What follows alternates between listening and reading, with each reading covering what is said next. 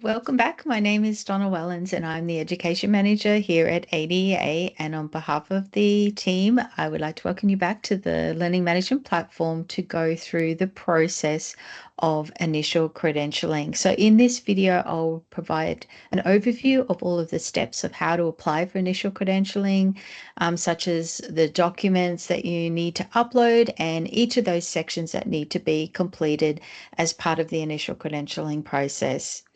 So before enrolling in the initial credentialing process, it's essential to ensure that all of your required documents are current and ready for upload.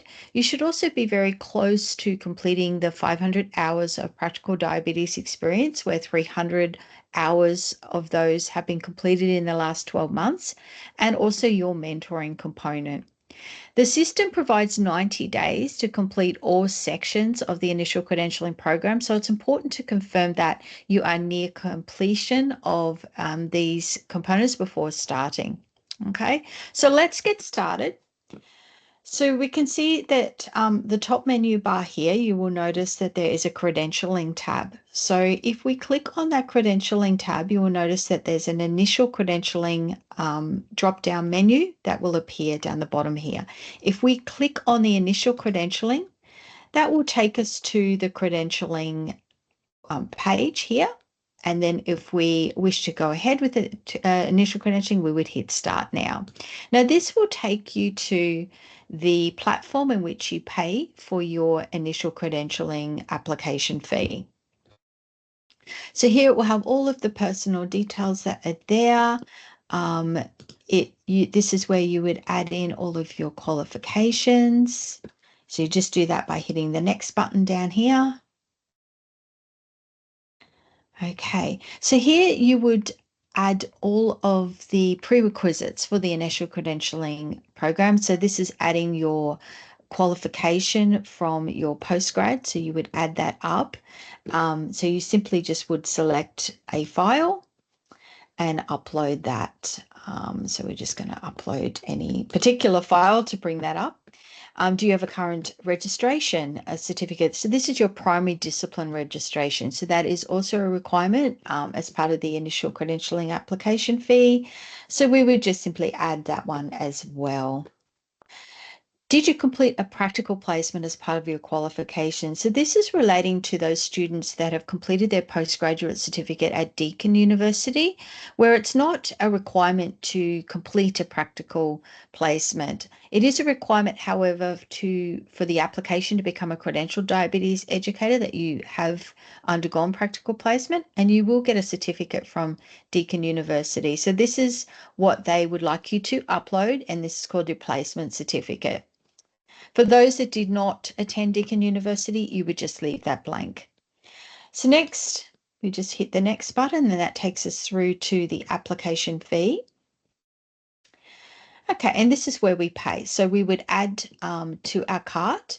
By submitting this form, you also hereby agree to the ADEA Code of Conduct. Now you can access that Code of Conduct by clicking on this link here. So we would add to the cart. And then if we're happy with that and go ahead, we would click finish. And this will take us to the payment gateway.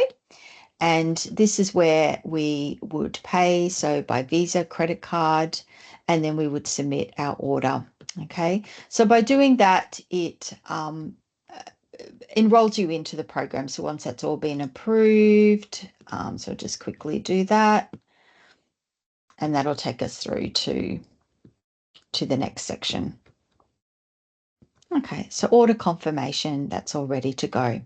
Now, once that's all been approved and it's all been paid, it will now sit under the certifications tab within our Learning Hub. So let's go to our Learning Hub and find our program there. So to do that, we go up to the tab here, which says Learning Hub, and all of our learning activities and our credentialing programs will sit within our Learning Center. So we'll go to our Learning Center, and in our current section in a Learning Center, it will outline all of those webinars or micro-credentials or activities that we're currently completing. To access our credentialing programs, we go to the Certifications tab. So this is also where re-credentialing would sit after you've completed your initial credentialing. So you'll see that this is the CDE credentialing program. We haven't started it yet. So to start it, we would hit the continue button. And this brings us up to the initial credentialing pathway. So this is what we are going to select. To view your path contents, you can click on this downward button here, and it basically brings up all of the sections that are required in the initial credentialing. So we have a qualification documentation upload section. We have a mentoring program document upload. We have the completion of the professional practice micro-credential, a practical skills, clinical skills assessment, and then the final submission. And this is where assessors will be able to come in and view all of your uploads, your clinical assessments, and then provide that structured feedback and provide your assessment outcome. Okay. Now it's set up a little bit like a course, and this is because this is a certification program in which you will receive a digital badge upon completion. So in order for this to progress through, to get to that digital badge stage, we need to enroll into each section. So similar to enrolling in a course, but we're actually enrolling into a section. Okay, so we'll just bring that back up there. And if we want to continue, we would hit select. We want the initial credentialing pathway and hit submit. And this will take us through to the next stage of our application. So in the qualification documentation, even though we've uploaded documentation as part of our initial application, we will need to upload this again. And this is for the assessor to view. And remembering we have 90 days in which to complete this application. And we need to ensure that at the time of submission that your documentation you've uploaded is current and not expired. So assessors will need to view this again, and that is why we require the documents to be uploaded. So to start the process, we would just enroll, similar to a course, but we're enrolling into a section. And this will then put it into our learning center where all of our activities that we're completing will sit. And then we hit the start button.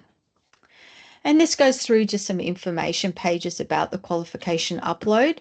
If you click on this little arrow located up in the left-hand side of your screen, that will actually bring up the process. As you complete each process, you will see a green tick will appear in those bars. So to proceed through, we would click next up in the right top hand corner, and that will then continue through to the next screen. And as part of this task, it will actually outline what you need to upload. So we need your primary discipline certificate, your graduate certificate or your transcript, a placement certificate if you attended Deakin University. So the same documents the assessor will need to view. So to upload, we would hit the start button, and that's just saying that we're about to upload. So we hit start task, and this is where we would upload all of those files. So selecting a file to upload, we'll just quickly upload all of those so it goes through the next section.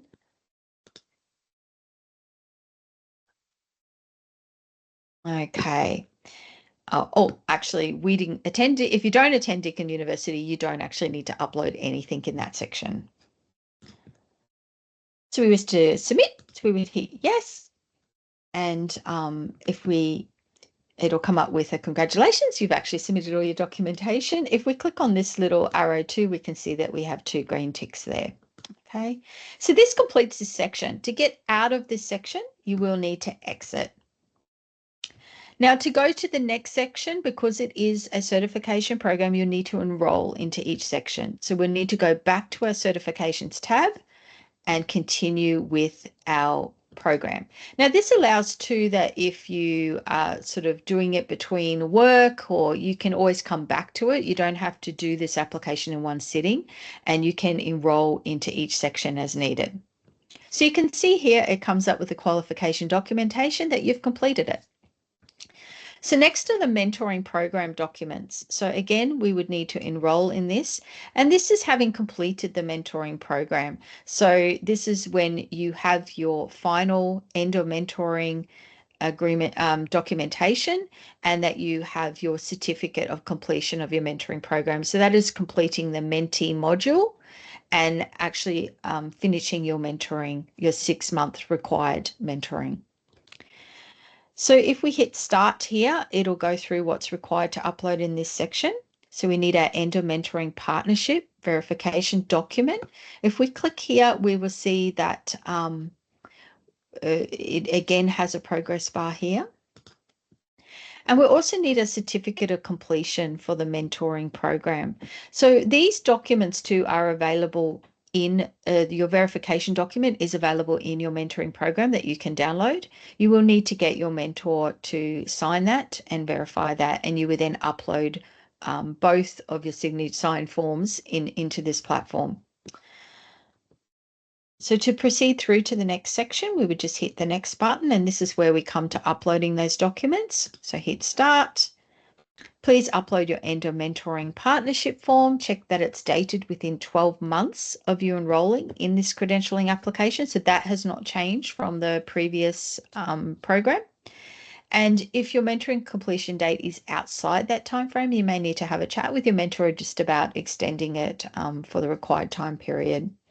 So I'm just going to select a file so that we can proceed to the next section. So you'd hit submit. And you can either go continue here or next. It's not a course, but again, it's enrolling in a section.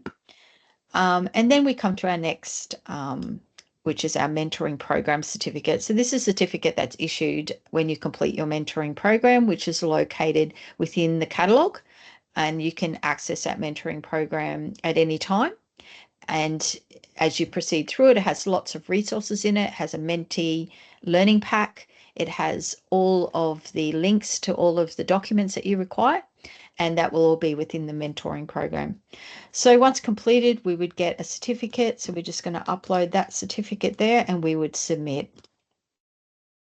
Now, if ever we need to go back and change this, we can go back and we can resubmit things. We have about 3 chances in which to do that. So we can go back to previous. You see here attempt 2 of 2. I've already done it first time. You can also see when it's was submitted last time. If there's any problems in resubmitting, if you require a 3rd or 4th time in which to resubmit, just contact the education team and we'll be able to reset that. So we've completed all these tasks, as you can see here. So we would exit out of this section. And to proceed, we would go back into our certification sections and continue. And you'll see this little progress bar is actually increasing. So it's now said we have 2 completed out of these mandatory items. So the next section that we need to complete, we will notice these are locked until all of these 3 sections are completed, in which your practical clinical skills assessment is towards the end of your application. So next we need to complete the professional practice micro-credential. So you can see you can start this earlier on. You don't have to wait until enrolling into the credentialing process. It will sit within the catalogue in which you can purchase and access it. In this case, we've already done that. So we're just going to hit start, and this will take us back to where we left off last time. So if we have a look, I've completed the first section and now we're up to the assessment section. So once that's all completed, it will actually go through or everything that we've completed there, and it will take us back to the last point that we had stopped. So once the assessment's completed, you will get a certificate, and in the section when we go back to our certification section, it will note that that's been completed. So we'll just do that now. So this will take us on to our assessment section. And this is where you would start your assessment.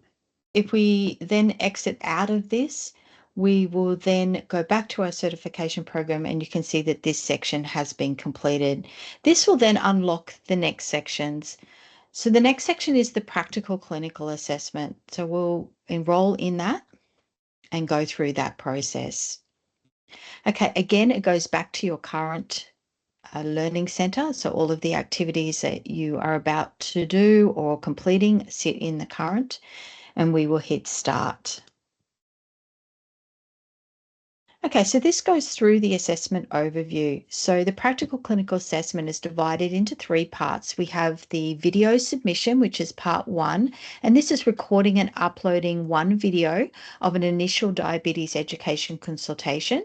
And CDE trained experienced assessors will evaluate your communication, your clinical assessment, any counseling skills in a workplace-based setting.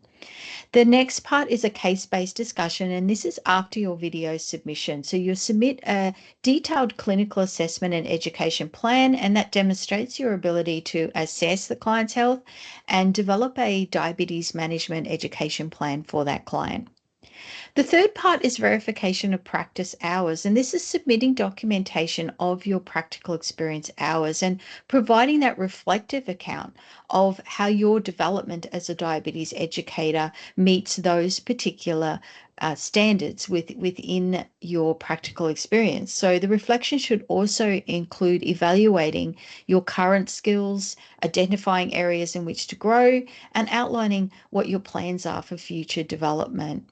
Now, assessors will be looking at the verification of practice hours and looking at your how you provided evidence to your supervisor on meeting each of those sections.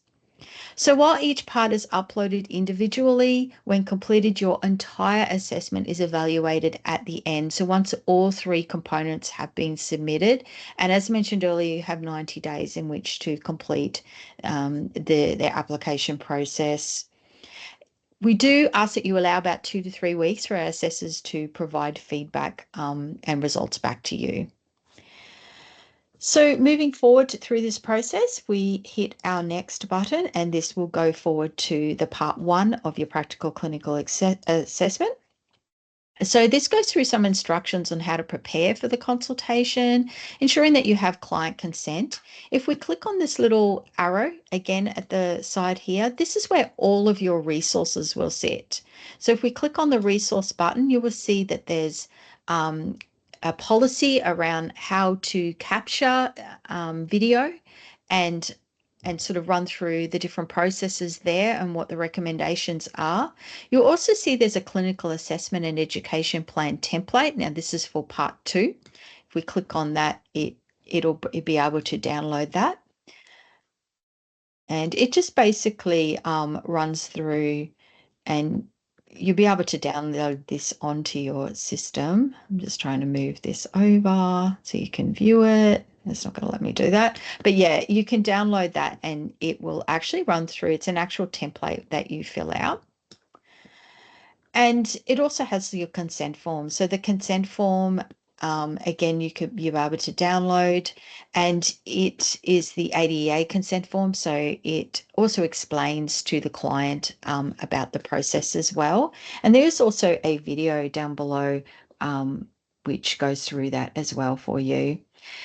Also have resources there with the national competency standards and the capability framework, and also your verification template as well. So have a look at the video. It will run through a little bit more detail about that process. And there also are lots of videos around this as well. Okay. So to look, scrolling down further, you will see that this is your assessment tool or rubric. So this is what you will be assessed on. So looking at how you communicate, explaining those concepts clearly, demonstrating empathy, compassion. So all of that you would normally do in your consultation. It also goes through a little bit about the assessment, how you conduct that assessment, your counseling, coaching skills, and all of that. So you can sort of go through that rubric and then just familiarize yourself with that. And when it comes time to do your consultation, and talk to your mentor too about those processes. So to move forward, we go to the next button. So this is where we would upload our video. So please make sure that it's no longer than 30 minutes in length. You do have 4,000 megabytes and it has to be an MP4 format. Again, we have some videos around that process that you can view if you're finding you are having some difficulty getting it uploaded. So we'd simply just select our file and then we would submit that. and then that will go through. So to go to our next section, we would hit this button here. Yep. And this will go to our clinical assessment and education plan. So in this section, you are required to upload that plan, that template that's here. I'll just pull that across there and fill that out. So the objective is to demonstrate all of these skills, how you've performed the clinical assessment. So it will go through what to include, the education plan, and in that template that's downloaded, it will also outline all of that. So it'll be very clear guides of what to include in this plan. And then it will go through how to submit. So download that template from the resource folder, complete it out by filling out each section. There is a 200-word limit on each of the sections, and then you upload that file containing your template into that submission section of the platform. So 800 words in total, and focus on those most critical elements of your clinical assessment. And once you've submitted part 2, you can go to part 3. So this is the rubric clearly outlined there on your clinical assessment and education plan. So to proceed, we just go next, and this is where we would upload that assessment and education plan. So I'm just going to upload a file so we can move forward. Okay, and then we'll go to the next button. Continue. So this is part 3. So this is a verification of practice hours. And this is looking at practice hours in diabetes education. So a minimum of 500 hours, 300 hours, or 60% in the last 12 months, immediately prior to submitting this practical assessment. So this confirms that competency. For level 1 CDEs, assessors will be looking at how you verify each of those sections and also the evidence that you have supplied to your supervisor. So again, you can download that verification of practice hours form, which is located in here. And you can record all of those practice hours. Now you can access all of these resources prior to enrolling as well in the resource section. So reflection on your professional development, make sure that that's included, and then completing that uploaded form. Now this is, assessors will assess this section. This forms part of the practical assessment, and they'll be looking at how you've delivered that clinical care in accordance to the frameworks governing credentialed diabetes educators. So they'll be looking at all of the standards of practice, the ADEA code of conduct, looking at how you appraise your knowledge and skills and work practices, and how you're developing that professional development plan as well. So this is what the performance criteria will be for this. So to go through to the next section, we would then upload that verification template, and I'll just pop that in so that we can upload that, and then yes, we've submitted it. So once we've completed everything, we've completed all 3 parts. If we have a look at our contents, we just make sure that we've completed everything. You can see here, I'll just re-upload my video again, just to make sure that that's gone through. So you can re-upload. There we go.